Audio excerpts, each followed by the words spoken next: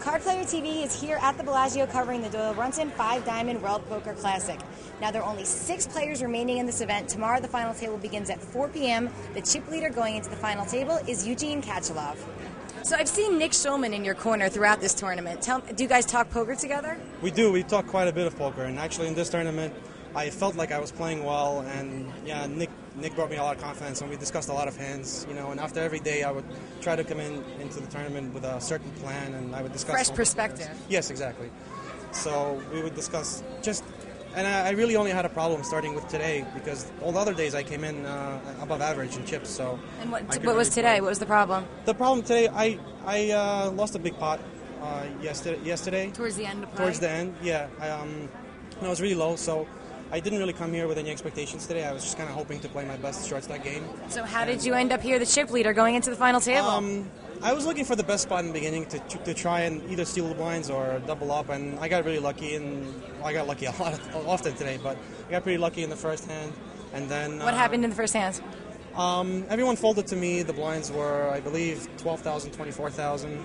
I had about 250,000 in the small blind. Everyone folded to me, and I had Queen 9 offsuit, which is a better hand than average. So I moved in on the big blind, So and he called. And what do you have? Ace Deuce, I believe, or Ace 5, one of the. And the flop was 7-8-8. The turn was a 7, and my whole tournament life hung on the river, and it was a 9. So that was your first double up of the day. Yeah, that was the first one. And then, I don't really remember the hands, but I remember, then I got lucky with pocket aces. Someone gave me action, and I doubled up again.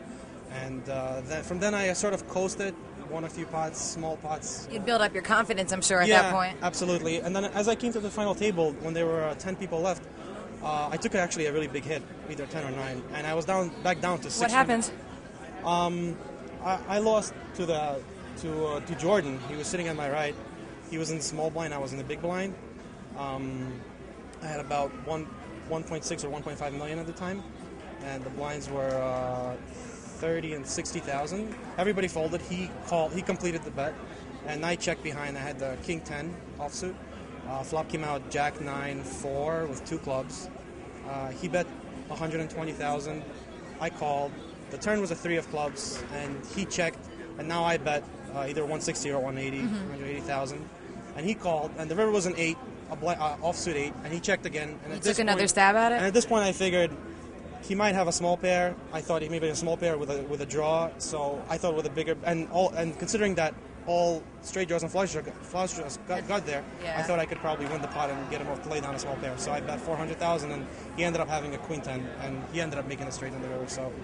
But then he paid you off a little bit later on in this final table. So you got a set. Yeah, I was down to 600,000. Then I was down to even more, to like 450. I stole the blinds once or twice, and then actually quite a few times. And then I built it up to about $1 million. And then this was where the real turnaround came, is when I pushed all in the cutoff for $1 million.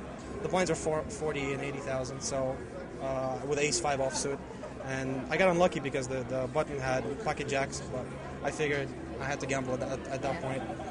I didn't have enough for a stack, and I got lucky versus him. I won that pot, and from there, I kept building and building, and then I flopped a set of 8s against the chip leader.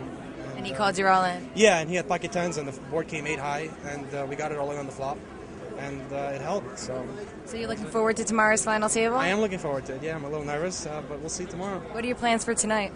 I don't know. Probably going to go hang out. Get some rest? Get some food, get some rest, talk with Nick a little bit more about tomorrow's plans. So that's probably it. We'll see. Jordan Rich enters the final table second in chips. Well, before we got down to the final 10 people, which they combined the final table with 10 people, yeah. I got involved in a really big pot. I had about 1.3 million in chips. More like 1.5. And another player had about 1 million. I raised with Queen Jack. He called out of the small blind with 2 10s. Flop was 10-8-3. He bet out like a fourth of his chips, and I put them all in, and he instantly called. And I hit my gut shut on the turn to win a big pot. And then from there, I was able to accumulate about 1.5 million in chips from just bullying and playing your big stack. Playing my big stack and having good hands. I also had some hands mixed in with them too. So then I became up to 4.1 when we got down to 10 people. Yeah. So from 4.1, I went to about, I didn't get to 10. I got close to 10, though. And then you played a big hand against Eugene, correct?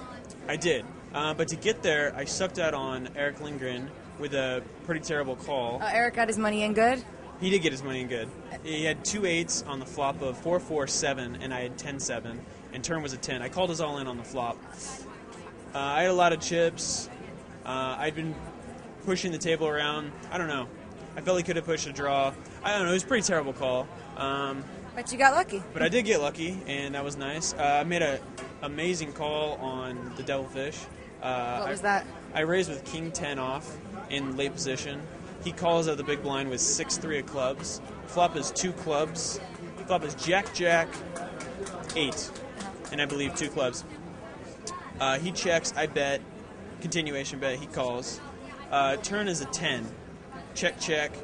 River is River's a 9, I believe, so it makes a 1 card from a straight. He bets out like pot.